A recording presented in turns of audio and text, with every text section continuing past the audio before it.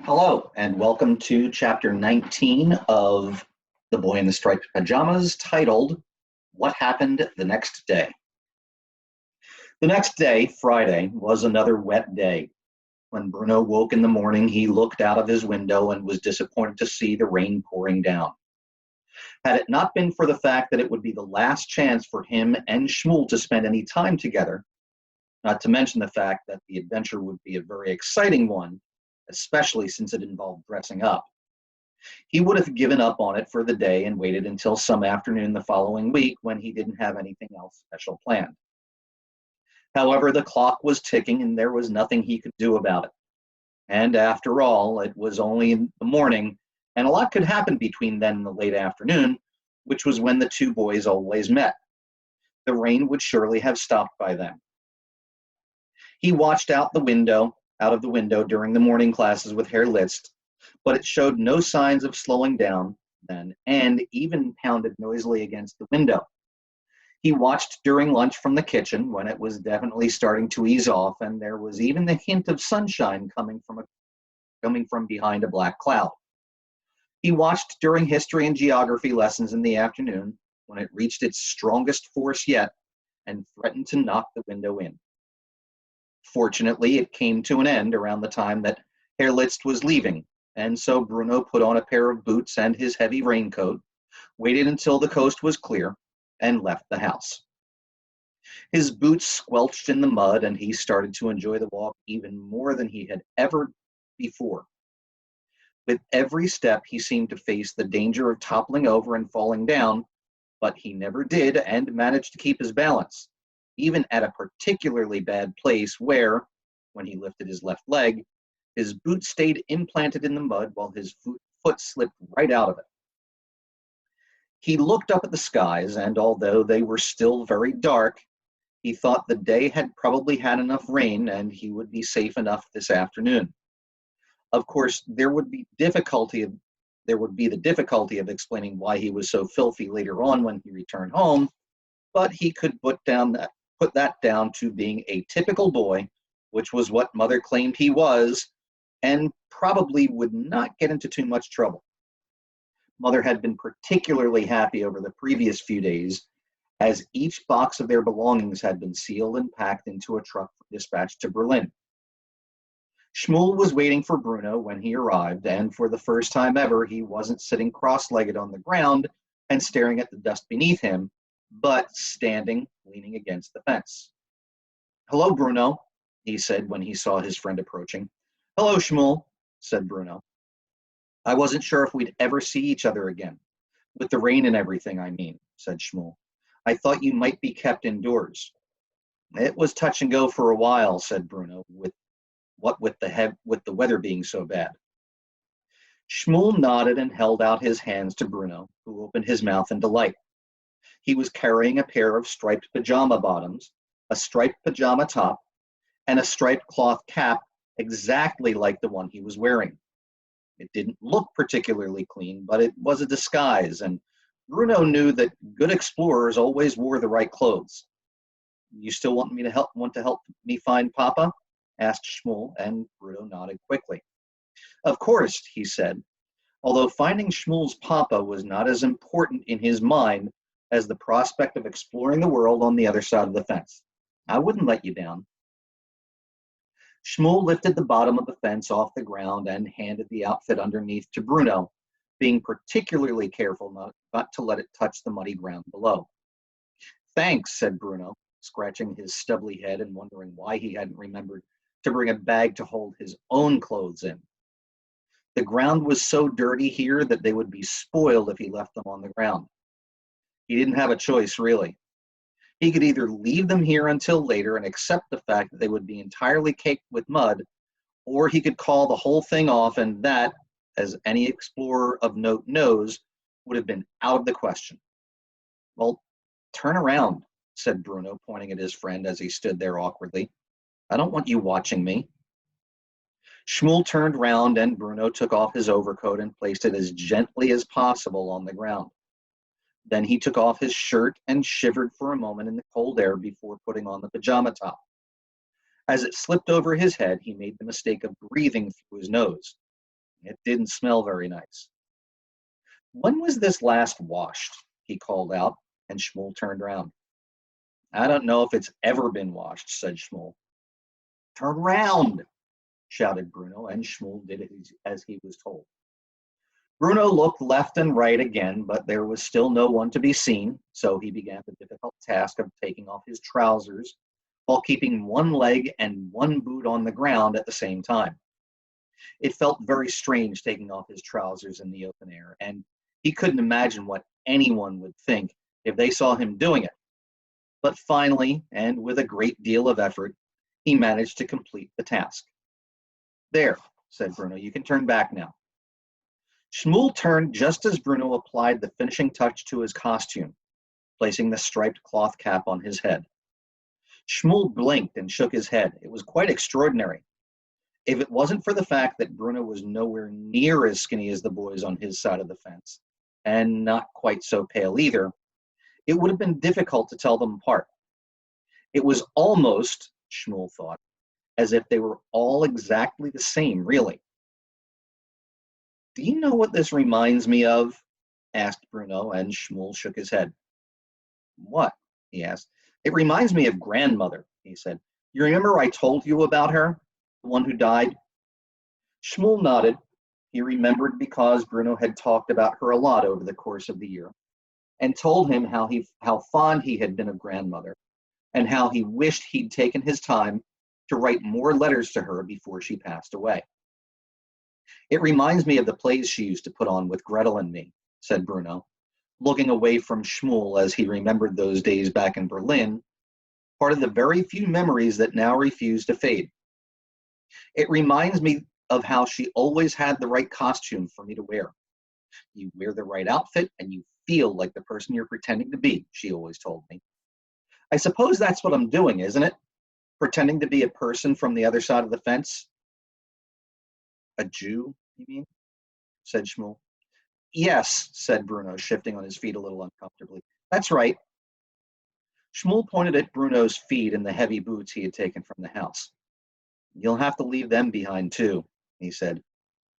Bruno looked appalled. But the mud, he said. You can't expect me to go barefoot. You'll be recognized otherwise, said Shmuel. You don't have any choice. Bruno sighed, but he knew that his friend was right, and he took off the boots and his socks and left them beside the pile of clothes on the ground. At first, it felt horrible putting his bare feet into so much mud. They sank down to his ankles, and every time he lifted a boot, it felt worse. Or lifted a foot, it felt worse. But then he started to rather enjoy it. Shmuel reached down and lifted the base of the fence, but only lifted it to a certain height, and Bruno had no choice but to roll under it, getting his striped pajamas completely covered in mud as he did so. He laughed when he looked down at himself. He had never been so filthy in all his life, and it felt wonderful. Shmuel smiled too, and the two boys stood awkwardly together for a moment, unaccustomed to being on the same side of the fence. Bruno had an urge to give Shmuel a hug, just to let him know how much he liked him and how much he enjoyed talking to him over the last year. Shmuel had an urge to give Bruno a hug too, just to thank him for all his many kindnesses and his gifts of food and the fact that he was going to help him find Papa. Neither of them did hug each other though, and instead they began to walk away from the fence and towards the camp, a walk that Shmuel had done almost every day for a year now, when he had escaped the eyes of the soldiers and managed to get that one part of Outwith that didn't seem to be guarded all the time, a place where he'd been lucky enough to meet a friend like Bruno. It didn't take long to get where they were going. Bruno opened his eyes in wonder at the things that he saw. In his imagination, he had thought that all the huts were full of happy families, some of whom sat outside on rocking chairs in the evening and told stories about how things were so much better when they were children and they'd had respect for their elders, not like the children nowadays. He thought about all the boys and girls who had lived here, would be in different groups, playing tennis or football, skipping and drawing out squares for hopscotch on the ground. He had thought there would be a shop in the center, and maybe a small cafe like the ones he had known in Berlin, He had wondered whether there would be a fruit and vegetable stall. As it turned out, all the things that he thought might be there weren't. There were no grown-ups sitting on rocking chairs on their porches, and the children weren't playing games in groups. And not only was there not a fruit and vegetable stall, but there wasn't a cafe either like there had been back in Berlin. Instead, there were crowds of people sitting together in groups, staring at the ground, looking horribly sad. They all had one thing in common. They were all terribly skinny and their eyes were sunken, and they all had shaved heads, which Bruno thought must have meant there had been an outbreak of lice here too. In one corner, Bruno could see 3 soldiers who seemed to be in charge of a group of about 20 men.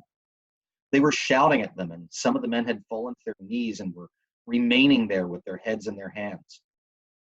In another corner, he could see more soldiers standing around and laughing and looking down the barrels of their guns, aiming them in random directions but not firing them. In fact, everywhere he looked, all he could see were 2 different types of people, either happy, laughing, shouting soldiers in their uniforms or unhappy, crying people in their striped pajamas, most of whom seemed to be staring into space as if they were actually asleep. "I don't think I like it here," said Bruno after a while. "Neither do I," said Shmuel. "I think I ought to go home," said Bruno. Shmuel stopped walking and stared at him. "But, Papa," he said you'd help me find him." Bruno thought about it.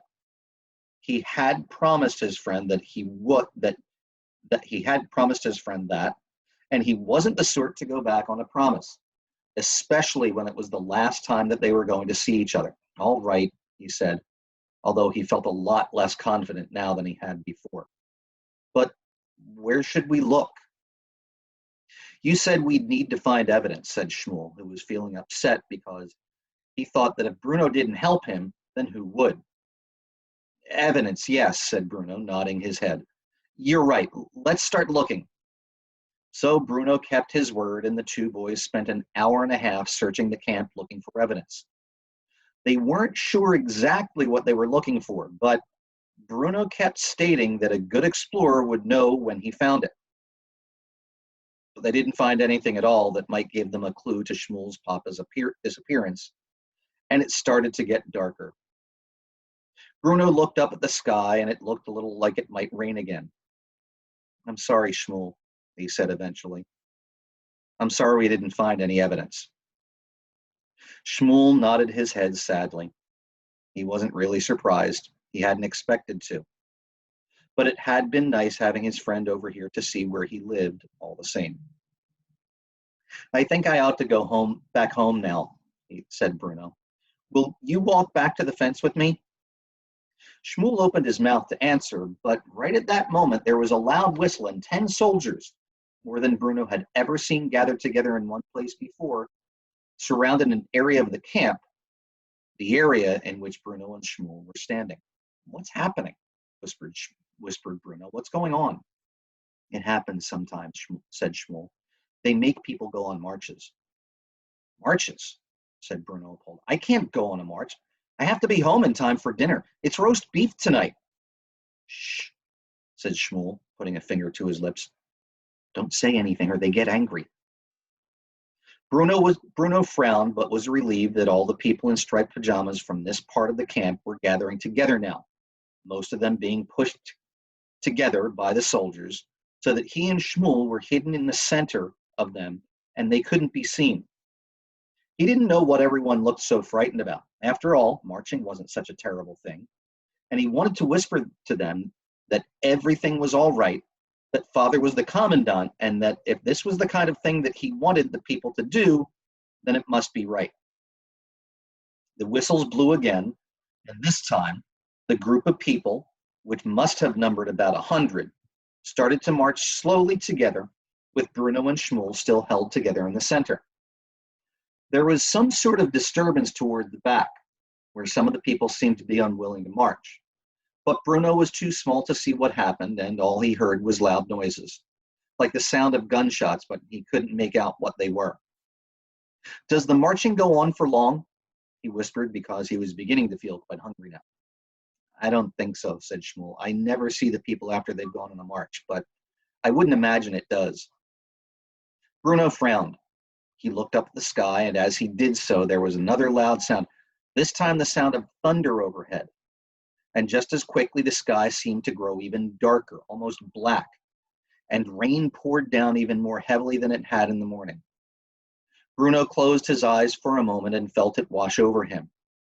When he opened them again, he wasn't so much marching as being swept along by the group of people, and all he could feel was the mud that was caked all over his body and his pajamas clinging to his skin with all the rain. And as he longed to be back in the house, watching all this from a disturbance and not wrapped up in the center of it. That's it, he said to Shmuel. I'm going to catch cold out here. I have to go home.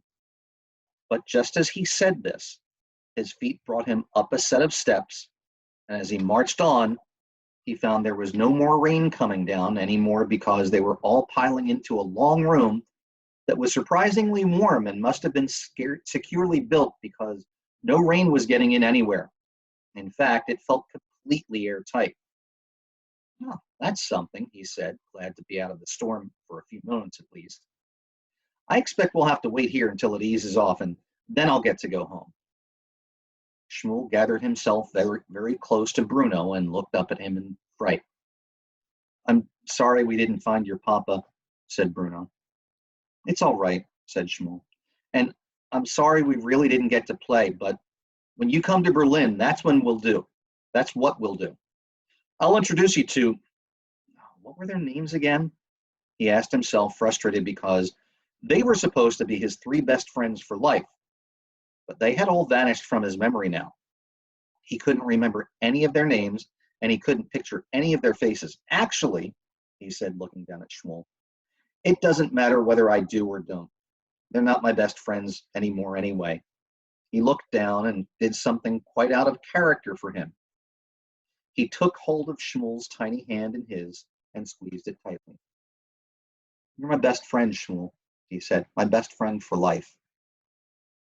Shmuel may well have opened his mouth to say something back, but Bruno never heard it, because at that moment there was a loud gasp from all of the marchers who had filled the room, as the door at the front was suddenly closed and a loud metallic sound rang through from outside.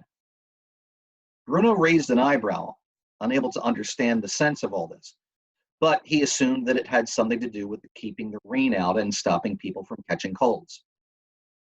And then the room went very dark, and somehow, despite the chaos that followed, Bruno found that he was still holding Shmuel's hand in his own, and nothing in the world would have persuaded him to let it go. That, ladies and gentlemen, is chapter 19.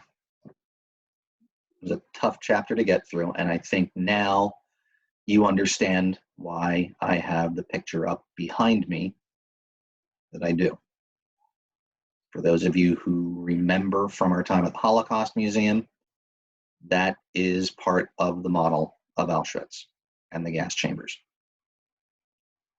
I'll be back tomorrow.